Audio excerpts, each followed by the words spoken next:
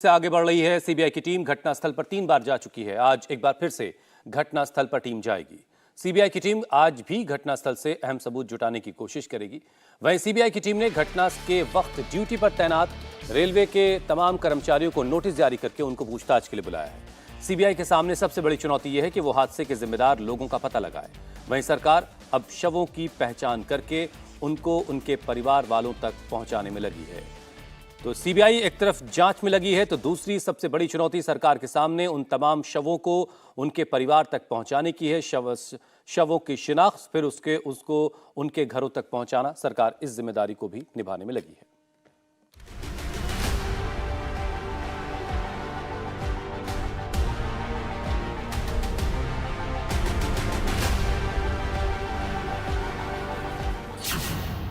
बालासोर हादसे की सीबीआई जांच फुल स्पीड में आगे बढ़ रही है। पिछले 2 दिनों में 3 बार सीबीआई की टीम हादसे वाली जगह का दौरा कर चुकी है। बहनगा बाजार रेलवे स्टेशन के सिग्नलिंग रूम, रिकॉर्ड रूम और अधिकारियों से जानकारी जुटा चुकी है। सीबीआई की टीम मेन लाइन और दोनों लूप लाइन को पूरी तरह परख चुकी है।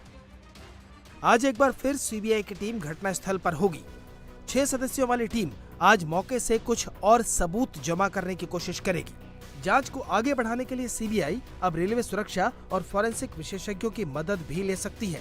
सीबीआई की टीम अब जल्द ही हादसे से जुड़ी कड़ियों को जोड़ने के लिए पूछताछ की तैयारी कर रही है। सीबीआई की टीम बहनगा बाजार के सहायक स्टेशन मास्टर एसबी मोहंती से पूछताछ करेगी। साथ ही स्टेशन पर मौजूद अधिकारियों से भी पूछताछ हो सकती है।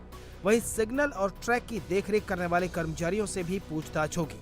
इसके लिए सीबीआई की टीम ने उस वक्त ड्यूटी पर तैनात और जिम्मेदार अफसरों को नोटिस जारी कर दिया है। उस वक्त जब यह हादसा हुआ तब बहनगा बाजार रेलवे स्टेशन पर जितने भी अधिकारी ड्यूटी पर तैनात थे, रेलवे मैन्स जो यहाँ पर रेल लाइन पर ड्यूटी पर तैनात थे, सभी लोगों को समन किया गया है। उन्हें सीबीआई की अधिकारियों के सामने पेश होना होगा। हालांकि जो सीआरएस है उसकी जो रिपोर्ट है वो भी इस बात की तरफ इशारा कर रही है कि किसी तरह की मैनुअल टेम्परिंग जो है वो की गई है इलेक्ट्रॉनिक जो सिस्टम होता है इंटरलॉकिंग सिस्टम के साथ और पॉइंट के साथ, जिस वजह से ये हादसा हुआ। सीबीआई की टीम भी उन्हीं अधिकारियों के जो यहाँ पर आए हैं वो सब इसी बात को फोकस कर रहे हैं कि अगर ये एक मैनुअल टेम्परिंग है तो ये टेम्परिंग आखिरकार किसने की, टेम्परिंग करने वाले का मकसद क्या था। इसी लाइन पर एक इन्वेस्टिगेशन जो है वो सीबीआई ने शुरू कर दी है। सीबीआई ने जांच सीआरएस की रिपोर्ट के आधार पर ही शुरू की है, क्योंकि अभी तक जो सबूत मिले हैं उसमें साजिश की कड़ियां जुड़ने लगी हैं।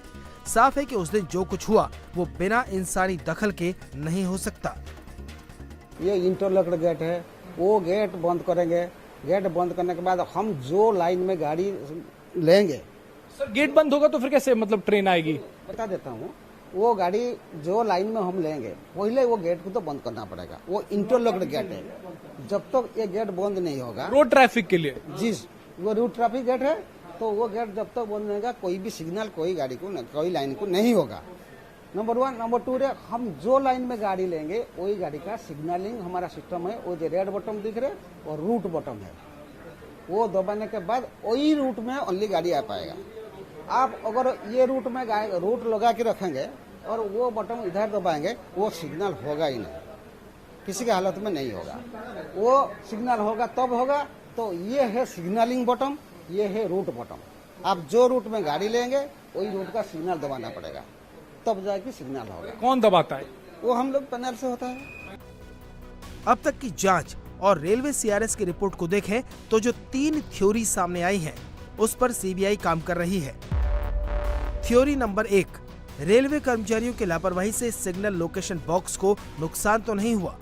थ्योरी नंबर 2, जानबूझकर साजिश के तहत इंटरलॉकिंग सिस्टम से छेड़छाड़ तो नहीं की गई। और थ्योरी नंबर 3, हादसे से पहले इलेक्ट्रॉनिक इंटरलॉकिंग सिस्टम में टेक्निकल खराबी तो नहीं आई। जानकारों की माने तो इंटरलॉकिंग एक फुल प्रूफ सिस्टम है और उसमें खराबी के चांसेस 10 लाख में सिर्फ 1 होते हैं। तो सवाल ये कि क्या जानबूझकर कोरमंडल एक्सप्रेस को मेन लाइन से लूप लाइन पर डालने की साजिश रची गई? ऐन वक्त पर इलेक्ट्रॉनिक इंटरलॉकिंग सिस्टम में गड़बड़ी की गई, क्योंकि अब जो सबूत मिले हैं वो इसी तरफ इशारा कर रहे हैं। मेन लाइन पे अगर सीधा ट्रेन को चलना है तो कोई इशू नहीं है, बट अगर लूप लाइन में हमें ट्रेन को ले जाना है तो एक पॉइंट होता है जो कि इसमें आपको दिखाया हुआ है नक्शे में, उसके ऊपर तो उस पॉइंट को हमें ऑपरेट करना होता है जिससे वो आगे पीछे ट्रेन सीधी जाएगी या लूप में जाएगी। दूसरी चीज हम लोगों को ये डिटेक्ट करना होता है कि वो आगे की जो ट्रैक है वो ऑक्युपाइड है या अनऑक्युपाइड है। ये दो तरीके से हम लोगों की इलेक्ट्रॉनिक भी हो सकती है ये, और नॉन इलेक्ट्रॉनिक भी हो सकती है। इस पर्टिकुलर स्टेशन पे इलेक्ट्रॉनिक इंटरलॉकिंग थी। शुरुआती जांच में बार बार यही बात सामने आ रही है कि बिना साजिश के ट्रेन मेन लाइन से लूप लाइन पर नहीं जा सकती, और ये हम क्यों कह रहे हैं वो आपको बताते हैं। इलेक्ट्रॉनिक इंटरलॉकिंग सिस्टम में मेन 3 फंक्शन होते हैं: signal, track occupancy sensing device और पॉइंट, जिसमें पूरा ट्रैफिक कंट्रोल होता है। इंटरलॉकिंग सिस्टम से ही ट्रेनों को एक ट्रैक से दूसरे ट्रैक पर स्विच किया जाता है। ट्रैक पर ट्रेन की पोजीशन के आधार पर सिग्नल दिया जाता है। आगे ट्रैक खाली है तो ग्रीन, और आगे ट्रैक पर ट्रेन खड़ी है तो रेड सिग्नल। पॉइंट के जरिए ट्रेन का ट्रैक डिसाइड होता है और ट्रेन को उसी के आधार पर ट्रैक स्विच करके आगे बढ़ाया जाता है। अगर पॉइंट और लाइन सही होगी तो ग्रीन सिग्नल होगा, नहीं तो सिग्नल रेड हो जाएगा और ट्रेन रुक जाएगी। सीबीआई अब इस बात की जांच कर रही है कि जब कोरोमंडल एक्सप्रेस का सिग्नल मेन लाइन के लिए ग्रीन था तो किसने पॉइंट बदलकर ट्रेन को लूप लाइन पर मोड़ दिया, यानी इंटरलॉकिंग को फिजिकली टेम्पर किया गया। ऐसे में सवाल उठता है कि आखिर इस हादसे का जिम्मेदार कौन है? सीबीआई के रडार पर आखिर कौन कौन है? टीम का पूरा फोकस हादसे के पीछे की वजह और गुनहगार की पड़ताल करने पर है। ट्रैक और दुर्घटनाग्रस्त हुई बोगियों की जांच की आज एक बार फिर जांच टीम मौके पर होगी और नए गवाह, नए सबूत तलाशने की कोशिश की जाएगी। इंडिया टीवी हर वक्त हर जगह डाउनलोड करने के लिए सर्च करें India TV news Google play store या ऐप स्टोर पर।